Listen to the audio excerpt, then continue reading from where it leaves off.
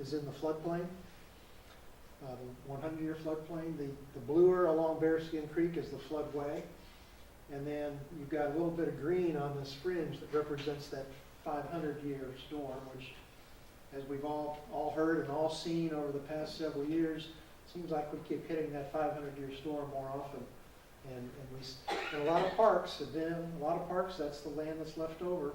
So it's always in, quite often, a floodplain. So one of the things that we've noticed over the years that we've been working out here, that the park stays wet a lot more than it used to. And even the trail around it is quite squishy and muddy, and sometimes that limits when you can go out to the park. We met with, I'll jump ahead, but back, because I have this note in the middle. One of the things we did talk about, we did meet with engineering and stormwater, as we said, hey, we're in a floodplain. What can we do? We can't go in and build things in the middle of the floodplain, because our charge was not only to look at that 0.65 acres over there, but what can we do else with the park to tie it all together? So impervious, we can do some impervious in the floodplain with council's blessing, and that's basically small pad footprints or trails, things of that nature, not where we're coming in and filling, but we're not building huge buildings, we're not putting a swimming pool in the middle of it. If we wanted to fill in that floodplain, then we have to go through the whole no-rise certification process, and we have to get the Corps involved. So we're trying to avoid that, but that limits our options on what we can do. So we took a sort of backtrack and went back into the 2015 plan, and we had action items that we put in there several years ago for each park facility. So for Belk-Tonawanda, we could check off the top piece. We purchased some land. It was a recommendation there to try to expand the park, add another shelter with restrooms, park entrance on Charlotte Avenue, renovate the current restroom building that sits in the park and picnic shelter, and some of that's been done since then. Volleyball area was designated. While that didn't happen, bocce was added and is used for the Senior Olympics, so that's another court game in there.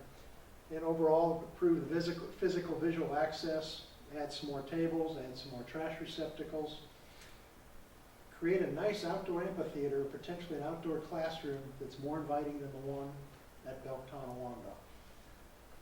Now, the problem with that one, of course, is everybody drives through it, walks through it to get to the shelter, gets to the new parking area by the shelter. So it's sort of tucked off in a corner. You've got the knoll you sit on, but you're blaring all your noise and then you have railroad behind you. So probably not in the best location of that park, and there's probably some better things that can be done. Some of the things that came back out of that survey in 2015, that Belk-Tonawanda was the second most visited park in the city, pretty much behind Parks Williams, and probably because that was the new park at the time. We see this in all the surveys we do, all the communities we work in, walking, jogging, running. Those are probably the most popular activities. They're always one or two on those surveys because it's an easy activity. It's intergenerational. It can happen at lunch. It can happen in the morning, at dinner. The whole family can go out there. So you've got some of that already going in Belk-Tonawanda. How can we try to get that and boost it up a little more? Utilizing a splash pad. One of the questions said, what were the 5 outdoor activities you use? And it didn't have to be specifically in Monroe, but where do you like to do things? And splash pads were one that came up in the top 5. Even though you have a water park with the fitness center, the splash pads are a little more popular now because many municipalities are replacing their old civic pools with a splash pad, and a lot of parks have this. You can fit it in, get that social interaction in there. The needs were still high for community events, concerts, movies. And then out of the top 5 facilities, which in that survey the household said they had a need for, once again the walking, biking, picnicking, and water parks came in the top 5. And a lot of folks noted that when they were asked what needs weren't being met, there was a splash pad in there again. So taking a lot of this information, taking some of the staff comments, I don't want to get to the pretty picture yet. We did a kind of a crude sketch to see how we would fit things in. One of the charges was to try to close this entrance and bring the entrance in off North Charlotte. So we looked at that in a few schemes, and if you remember that slope map we put up there, and you combine it with the floodplain map, to get a road in there and get it sort of turned around, and then figure out how to get a road through the floodplain to get back in here, was pretty problematic. It basically would take up that entire piece of property that we purchased, leaving us nothing, no space up there to do anything. And we were then limited, if we put that all in the road, what else could we do in the park? So our focus became, let's just focus on a splash pad, a new shelter, larger group shelter up in that corner, connect it down to the trail via ramps and walking paths so we can meet ADA, and then come into the rest of the park and go ahead and address that amphitheater, make it a little more amphitheater-like, even though it would still have circulation going through it, but more of a paved surface, more of a designated route, and then actually try to build a little better seating into the hill. We also briefly looked at adding some additional play equipment up there. It would be more challenged with the slope, get some slides coming down, get some challenge walking up, and just a few different activities to help complement what was happening on the playground. And then you can see we have a walkway that then goes through the middle of the park and putting another shelter out in the middle. So once again, a small footprint, but some more picnicking opportunities. This was the plan we brought before engineering and stormwater to start to have those conversations about what we could and couldn't do. We've also reached out to NCDOT to talk about that access on North Charlotte Avenue. We still haven't been able to get up with the one person we need to talk to, even though everybody sends us to that same person. We haven't had that conversation yet, but there's already existing driveways there, and for the purposes of this plan, it's another driveway into a parking area that The one person you're trying to get up with, they're not returning your mail or call? both. Mr. Ainsworth. Lee Ainsworth is the one that everybody sends us to, everybody we've talked to over at NCDOT. Where's he at, Rob? No, he's here in Monroe. I'd load up and go and knock on his door. So sometimes we need a little help. Well, what you have to do, you gotta do what you gotta do. Anyhow, thank you. So, well, we feel pretty comfortable in the fact that we're using an existing driveway cut and we're parking for about 31 spaces. So we've got the new restroom. This building here would represent a restroom and a pump equipment building. It's about a 25 by 25 picnic shelter that then surround a splash pad or a small water park. All of that then is connected back down onto the trail. And the proposal was to redo the trail a little bit, redo the soft surface material in there, thicken it up a little bit, and just so that we can actually, you're not coming, I mean, this still remains as a drive to get to that parking lot, unfortunately, through this amphitheater, but now this is built up to be able to support that use. But by pulling the trail away from your existing parking area, would allow us then to move the bocce over and get that closer to parking spaces, put it on the trail, particularly since it's used quite a bit for more for the senior Olympic events. That puts it closer to the parking for them. We'll tie into the greenway on both ends, and then this little yellow piece here represents something new since the master plan was done, the 2015 plan, but the interest in more fitness stations. And you've probably seen fitness stations along greenways and in parks where you go around and have individual stations. A lot more folks like to see them now clustered together, so you can come out as groups. Once again, intergenerational, so grandma and grandpa can come out with the grandkids. They might be doing their own thing, but everybody's there together.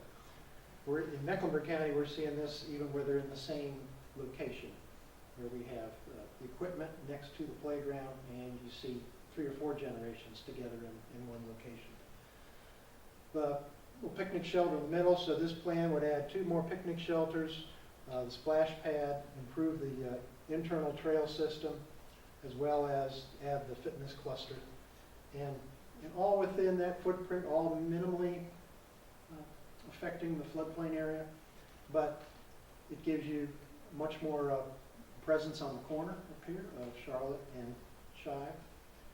Adds a little more parking to it as well. So the next step in how we can do that.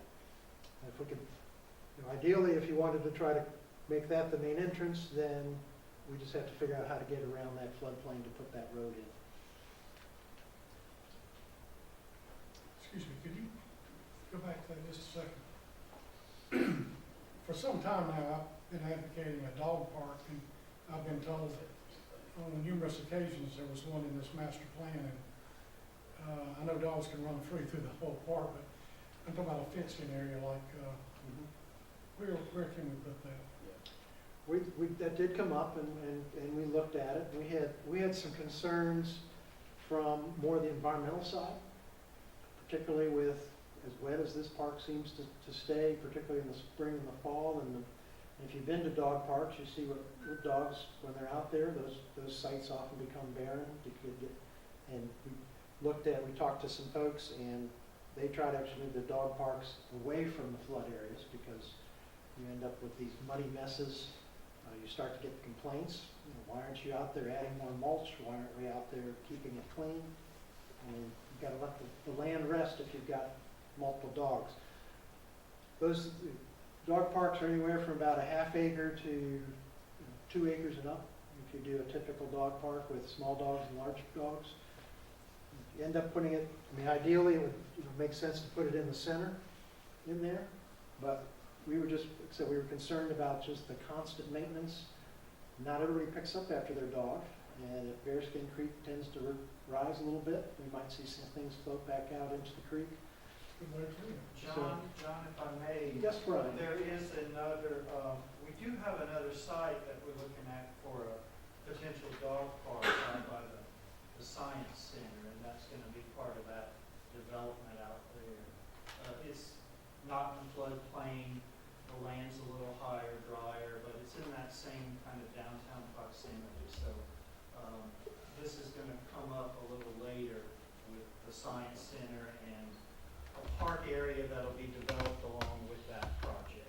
So, And to circle back to Councilman Holloway's question, yes, I have told multiple people that as a part of this master plan, and that was one of the first amenities that we asked them to look at, that we were looking for a location for a dog park, because we've had a lot of interest in that, a lot of requests from the community for that. And what we did was, in the very beginning stages, as they got the stormwater folks in, engineers, and we started to look at being in that floodplain, then John did some further investigation for us as far as other dog parks and the maintenance of those dog parks, and what a nightmare it would be at this location.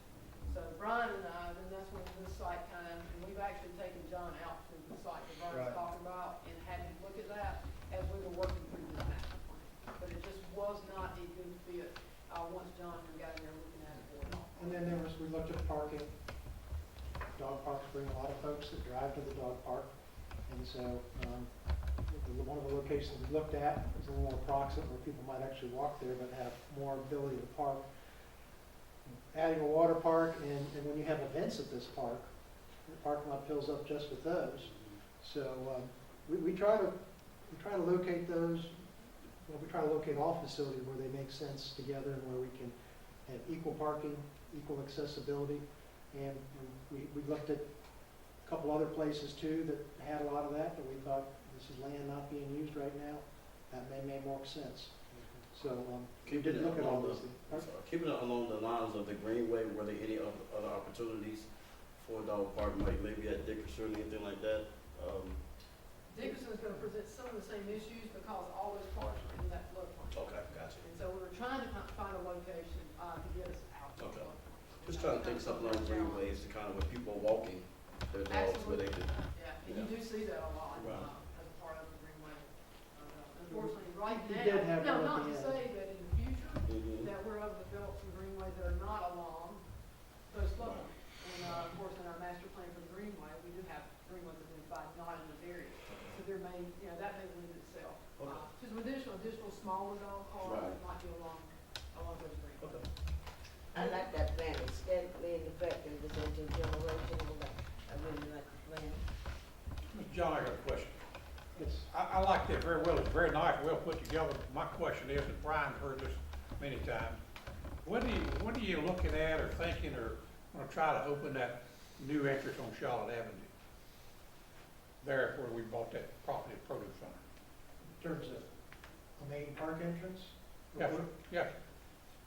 Well, our concern was trying to get it connected back to parking here. And primarily because of this, see, this is all tucked in above that floodway.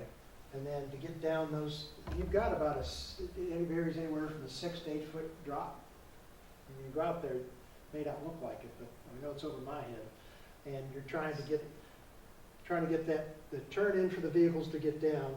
And then, here's the edge of our floodplain right here. So where can we get that Park Road, a 20-foot wide paved road really to come in and connect all the way around, at least get back to here to get up. And then we're back to that same situation of you're driving through the amphitheater again.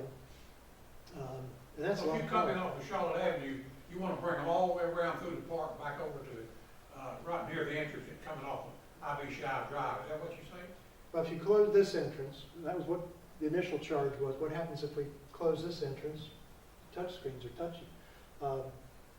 Everybody would have to come in over here to get over here. We can't bring them that way because we've got the creek and the greenway. So everybody's got to come kind of around versus trying to bring it straight through the middle of the park. So if we're high enough up with this road, it's getting from there over to there, and then we basically would use that entire